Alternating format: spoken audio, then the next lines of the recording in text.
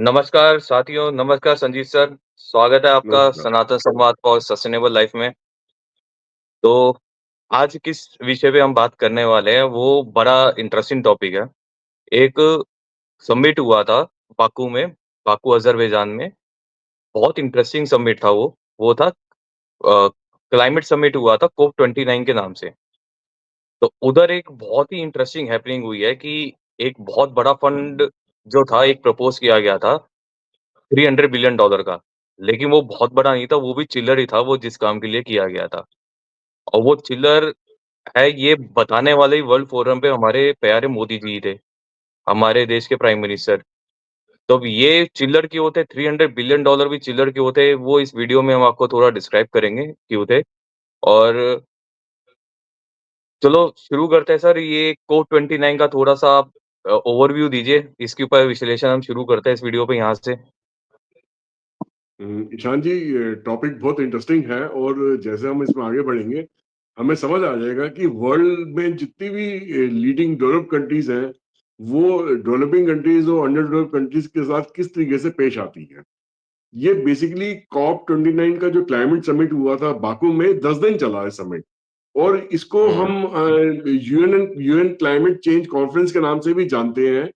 और हुँ, इसमें basic M ये था कि जितनी भी डेवलप कंट्रीज हैं या डेवलपिंग कंट्रीज हैं या कुछ और अंडर डेवलप कंट्रीज हैं, इसके सारे मेंबर्स हैं। और वहां पे ये बैठ के कॉन्फ्रेंस होती है 10 दिन में, जहाँ पे एक फैसले पे पहुंचना होता है कि डेवलप कंट्रीज जो ऑलरेडी इंडस्ट्रियलाइजेशन कर चुकी हैं और उनका कार्बन फुटप्रिंट बहुत ज्यादा है डेवलपिंग कंट्रीज या अंडर डेवलप कंट्रीज के मुकाबले, उनको एक अमाउंट सबको मिलके देना है इन कंट्रीज को, जिसकी जिसकी मदद से ये अंडर डेवलप कंट्रीज या डेवलपिंग कंट्रीज हैं वो अपनी कंट्रीज में क्लाइमेट चेंज के अगेंस्ट जो भी उनको मुहिम चलानी है, जिस भी तरीके का उनको सेटअप करना है, जिस भी तरीके का उनको ऑल्टरनेटिव सोर्स ऑफ एनर्जीज को यूज करने के लिए वहां पे उसको उसको वहां पे इम्प्लीमेंट करना है, तो उस पैसे को इस्तेमाल करके वो आसानी से उस चीज को कर सकती है। बट सबसे हैरानी वाली बात यह है कि इसमें इसमें जो अमाउंट ऑफर करा गया 10 दिन की कॉन्फ्रेंस के बाद भी, जिस नतीजे पे डेवलप्ड कंट्रीज पहुंची, उन्होंने एक $300 बिलियन प्लेज करे कि हम आपको $300 बिलियन देते हैं, आप इससे काम चला लो। तो उसमें मोदी जी ने सबसे बड़ा रोल निभाया है यहाँ पे इंडिया की तरफ से, कि उन्होंने कहा कि ये तीन $300 बिलियन से क्या होगा, हमें तो मिनिमम शुरुआत करने के लिए $1 ट्रिलियन चाहिए। तो आप जो डेवलपिंग कंट्रीज हैं जितनी भी हैं वो ऑलरेडी कार्बन फुटप्रिंट इंडस्ट्रियलाइजेशन कर चुकी हैं, और कार्बन फुटप्रिंट आप ही के यहाँ से सबसे ज्यादा आज की डेट में पैदा होता है। तो अगर आप चाहते हैं कि डेवलप कंट्रीज या under develop countries, developing countries या अंडर डेवलप कंट्रीज में भी अगर कार्बन फुटप्रिंट ना बढ़े और वो सस्टेनेबल टेक्नोलॉजीज की तरफ जाएं, तो उसके लिए तो कम से कम $1 ट्रिलियन का ही आपको प्लेज करना पड़ेगा, इससे कम में काम हो नहीं पाएगा। और ये आपको हर साल करना पड़ेगा और इसमें अमाउंट धीरे धीरे बढ़ना पड़ेगा। तो उन्होंने आउटराइटली 300 जो $बिलियन का जो फंड देने को तैयार थी डेवलपिंग कंट्रीज, डेवलप कंट्रीज, वो उन्होंने मना कर दिया कि हम ये नहीं लेंगे, ये तो छिल्लर है, इससे कुछ भी काम शुरू नहीं हो सकता, इस चीज से ऊंट के मुंह में जीरे के बराबर है ये। तो ये तो हालत है डेवलपिंग कंट्रीज की। उन्होंने जिस तरीके से डेवलप कंट्रीज की, सॉरी, डेवलप कंट्रीज की ये तो हालत है, उन्होंने जिस तरीके से 10 दिन के समिट के बाद भी डेवलपिंग कंट्रीज और अंडर डेवलप कंट्रीज को किस तरीके से ट्रीट करा, एक जैसे कि सेकंड हैंड सिटीजन होते हैं ना किसी कंट्री के, तो उस तरीके से उन्होंने ट्रीटमेंट दी है, मतलब कि एक जैसे धुतकार के रख दिया कि भाई आपकी कोई औकात नहीं शायद हम लोगों के सामने में, इस तरीके से उन्होंने पेश आए हैं वहां पे। तो ये बहुत हैरानी वाली बात है। ये बिल्कुल सही कहा आपने सर कि ये बहुत हैरानी वाली बात है, शायद यही वजह थी कि वो तो एक तरफ से दिखा रहे थे, ये लो जी, वो जैसे छोटे बच्चों को कहते हैं, ये लो भाई ₹10 बाहर घूम के आओ। ये तो वही वाली इन्होंने एक कहानी खेल दी थी, ये लो जी ₹10 बाहर, 300 बिलियन डॉलर तुम खेल खेल के आओ और हम अपनी इंडस्ट्रियलाइज़ेशन पे वर्क करते हैं। इसी पे और थोड़ा-सा आगे बढ़ते हैं, हमें जैसे पूरे वर्ल्ड को यहाँ पे यूनिफाइड होने की ज़रूरत है, जैसे एक नतीजा है। और दूसरी चीज़, हम जैसे लगातार अपनी वीडियो से हर वीडियो में कार्बन फुटप्रिंट पे बहुत चर्चा कर रहे हैं। हमारा कहीं न कहीं फ़ोकस ही कार्बन फुटप्रिंट पे कहीं न कहीं बना हुआ है। तो इसके इम्पैक्ट को भी हमें समझना पड़ेगा पहले, कि हम पैसा देख के तो ललचा जाते हैं, $300 बिलियन एक छोटी रकम नहीं है। वो देखा है तो बहुत बड़ी रकम है। वो बहुत बड़ी रकम है एक लालच खाने के लिए, लेकिन वो पूरी रकम नहीं है। और वो कहीं न कहीं ये भी था कि ये शायद $300 बिलियन पर ईयर था ये, जो डेवलप नेशन मिल के एक फंड कंट्रीब्यूट करेंगे, जो डेवलपिंग नेशंस के लिए या वर्ल्ड के लिए वो कार्बन फुटप्रिंट को मैनेज करने के लिए जो खर्चे की ज़रूरत है, वो मैनेज कर पाएँ। तो इसके बाद थोड़ा और आगे देखते हैं कि हम अपनी प्रैक्टिसेज़ पे किस तरीके से ध्यान दे सकते हैं और ये कच्चे लालच की बजाय हम रियलिटी में जो हमारे मोदी मोदी जी ने एक बहुत अ, खुले जिगर से ये पॉइंट उठाया कि ये मतलब इतनी इंसल्ट मत करो, $1 ट्रिलियन डॉलर की ज़रूरत है तो आपको वो खर्च करना चाहिए। वही करा तो नुकसान तो आप ही ने पहुँचाया है। फिर आप कह रहे हो कि चलो नुकसान पहुँचा के दे दे, ₹10 बाहर घूम के आइए तो बात बनेगी नहीं इससे। ईशान जी देखिए, जो टोटल डेवलप कंट्री में जो इंडस्ट्रियलाइजेशन हुई है उसमें लगभग लगभग 100 साल निकल गए। 100 साल नहीं निकले तो 80-90 साल तो निकल ही गए हैं। तो अभी तक ये गिनी चुनी डेवलप कंट्रीज है कि जो कि G7 के नाम पे या G10 समझ लीजिए, टॉप 10 कंट्रीज हो गई या टॉप 20 कंट्रीज हो गई, इन्हीं के अंदर ही मैक्सिमम इंडस्ट्रियलाइजेशन हुई है। और इन्हीं और हुँ। ये बाकी की जो डेवलपिंग कंट्रीज हैं या अंडर डेवलप कंट्रीज है, इन पे दादागिरी की तरह पेश आ रही है कि भैया ये थोड़ा-सा पैसा ले लो, आप काम चला लो, जो थोड़ा बहुत आपको ऑलरेडी सोर्स ऑफ एनर्जी में इन्वेस्टमेंट करनी है कर लो। मगर क्या ये खुद ऑल्टरनेटिव सोर्स ऑफ एनर्जी को प्रमोट करना चाहते हैं? आप किसी भी डेवलप्ड कंट्री में आप देखिए कि जब उनसे बोला जाता है कि आप फॉरेस्ट डिफॉरेस्ट पेड़ लगाइए, फॉरेस्टेशन पे करिए, ग्रीन हाइड्रोजन पे इन्वेस्टमेंट लगवाइए, सोलर अलायंस पे आप जो इंडिया ने शुरुआत की, तो उस पे आप इन्वेस्टमेंट कीजिए, या वाटर टेक्नोलॉजी पे इन्वेस्टमेंट कीजिए, टाइडल टेक्नोलॉजी पे इन्वेस्टमेंट कीजिए।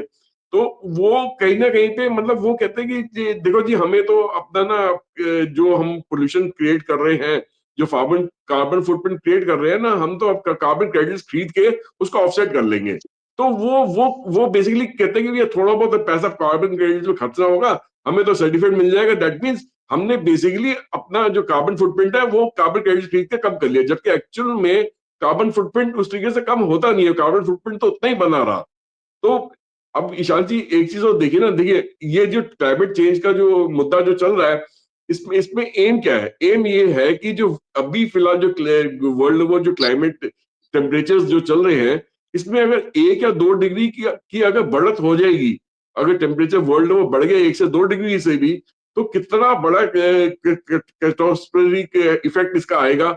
कि जैसे कि इसका क्लाइमेट इम्पैक्ट जो आएगा, जैसे समुद्र का लेवल, सी लेवल्स बढ़ जाएंगे हमारे यहाँ पे, एक्सट्रीम वेदर कंडीशंस हो जाएंगी, बायोडाइवर्सिटी का लॉस हो जाएगा, स्पेशली जो आइलैंड नेशंस है वो डूब जाएंगे, कोस्टल एरियाज जो है बड़े बड़े शहरों के वो डूब जाएंगे। तो इससे सस्टेनेबिलिटी तो नहीं आई ना। सस्टेनेबिलिटी अगर हुँ। बिल्डअप करनी है, सस्टेनेबल टेक्नोलॉजीज बिल्डअप करनी है, सस्टेनेबल वर्ल्ड को सस्टेनेबल एनवायरनमेंट में लेके जाना है, तो डेवलप कंट्रीज को अपना रोल तो निभाना पड़ेगा। ये तो अपने रोल से भागते नजर आ रहे हैं इस टाइम पे ईशान जी। ये तो बिल्कुल आप बहुत ऊँची बात कह रहे हो कि ये अपने रोल से भागते जा रहे हैं। ये तो कहीं न कहीं जैसे इसके अंदर एक बड़े मतलब ज़ुबान पे मेरे अक्षर आ रहा है, वो कंट्रोल करने की कर रहा हूँ मैं किसी तरीके से। ये तो वही बात कर रहे हैं, चलो जी तुम्हारा घर ढा दिया, तुम जिस पे तुम्हारा आशियाना है और मुआवज़े के तौर पे लो जी ₹1,00,000 लो। इससे थोड़ी ना बात बनती है, ये तो सरासर मतलब नुकसान भी पहुँचाओ खुद और फिर उसमें से कहो मैं तो पैसे पे कर दिए। ये चीज़ ठीक तो है नहीं। प्रैक्टिस तो खुद पे लाना है, मेरा कार्बन टैक्स तो ये सबसे मतलब एक निहायती विली चीज़ इन्होंने ला दी है अपना पल्ला झाड़ने के लिए कि अपनी गलतियों से चलो जी कार्बन टैक्स पे कर दिया, हमने अपनी गलतियाँ सुधार ली। ये गलतियाँ सुधारी कहाँ है, ये तो अपनी गलतियों को उल्टा और बढ़ावा दे रहे हैं ये तो। ईशान जी मेरे हिसाब से तो कार्बन टैक्स का जो हिसाब किताब है ना, ये बैन कर दिया जाना चाहिए, इसको खत्म कर देना चाहिए।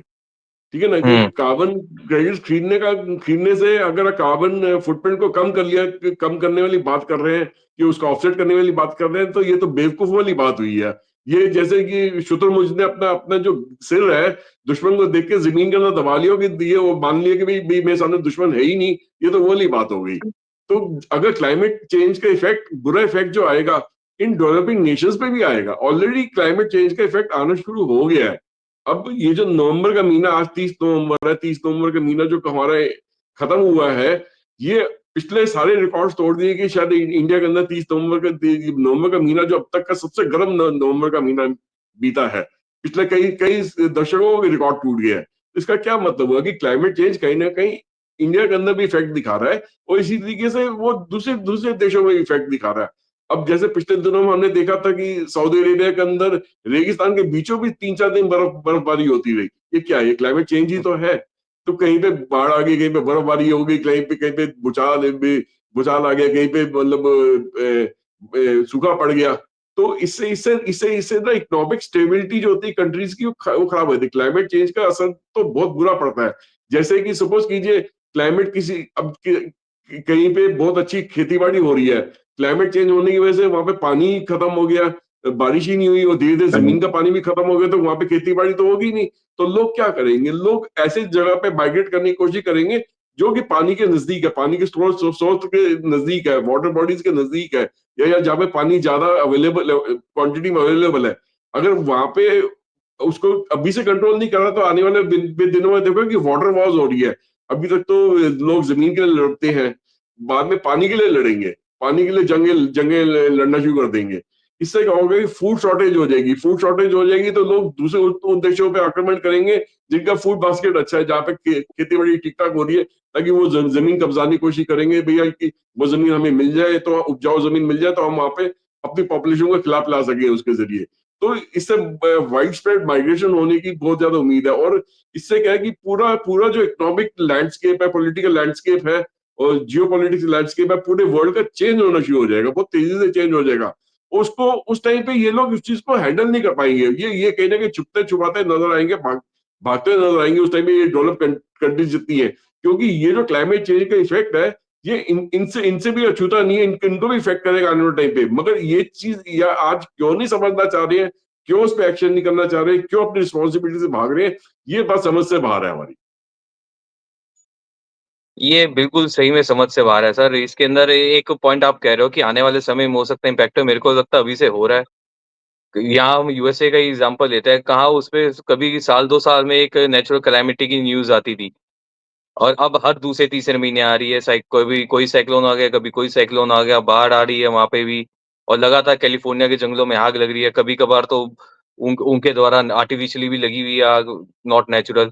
लेकिन कैलिफ़ोर्निया के इतने बड़े जंगल में अगर नेचुरल आग भी लग रही है, तो ये बहुत अलार्मिंग सिचुएशन है। उनको खुद पे, बड़े नेशंस को, ये यहाँ जो हमारे यूरोपियन नेशंस हैं, इनको खुद को थोड़ा इन चीज़ों पे ध्यान देना चाहिए।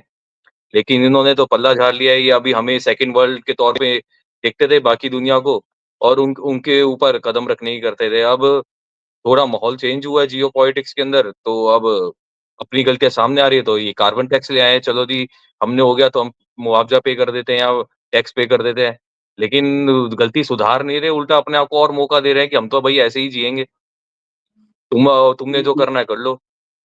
ईशान जी, मैं इसके पीछे ना वजह मानता हूँ कि जो फॉसिल फ्यूल की लोग, जो बड़ी बड़ी कंपनीज बनी हैं, जो कोल में ट्रेडिंग करती हैं, जो माइनिंग करती हैं, या फिर जो फॉसिल फ्यूल से पेट्रोलियम प्रोडक्ट्स के अंदर डील कर रही हैं, उनका उनका कहीं ना कहीं पे जो रूलिंग गवर्नमेंट्स हैं, उन कंट्रीज की रूलिंग गवर्नमेंट में बहुत बड़ा इफेक्ट है। वो ये चेंजेस आसानी से आने नहीं दे रहे, क्योंकि अगर इस तरीके से चेंजेस लोग दुनिया अडॉप्ट करनी शुरू कर देगी, तो इन लोगों की दुकानदारी लगभग लगभग कहीं ना कहीं पे इनको बंद होती नजर आ रही है। ये लोग ऐसे घबरा रहे हैं कि जैसे कि इनकी दुकानदारी आज बंद हो रही है।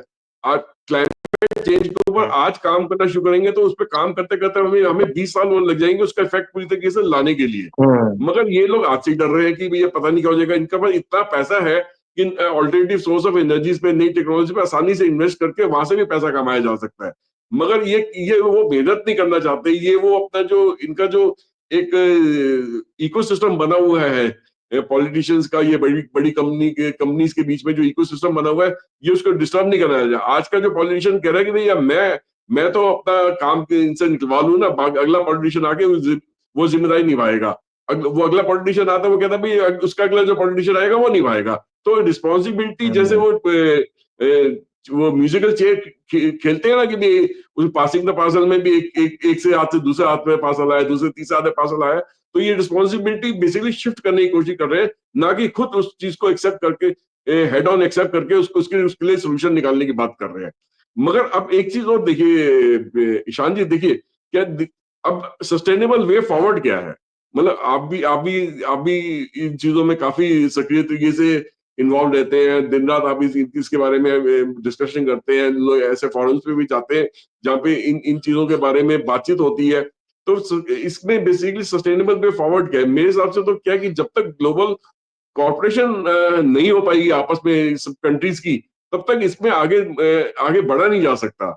इसमें बहुत जरूरी है कि भाई एक फेयर तरीके से लोग प्रॉब्लम को अंडरस्टैंड करें और उसके अंदर सफिशिएंट फंड जो रिक्वायर्ड है इस चीज को टैकल करने के लिए, वो फंड्स वहां पे दिए जाए, मुहैया करवाए जाए, ताकि जो ऑल्टरनेटिव सोर्स ऑफ एनर्जीज है उस पे इन्वेस्टमेंट करके कार्बन फुटप्रिंट को कम करा जाए, ताकि 1 या 2 डिग्री का जो टेम्परेचर जो बढ़ने से जो दुनिया में उथल पुथल हो जाएगी उससे बचा जा सके। तो आपका क्या कहना है? मतलब मेरा मेरा मानना है कि जब तक ग्लोबल कॉर्पोरेशन नहीं होगी इस पे हम आगे बढ़ नहीं पाएंगे, हम सस्टेनेबल वे ऑफ लिविंग पे आगे बढ़ नहीं पाएंगे इसमें।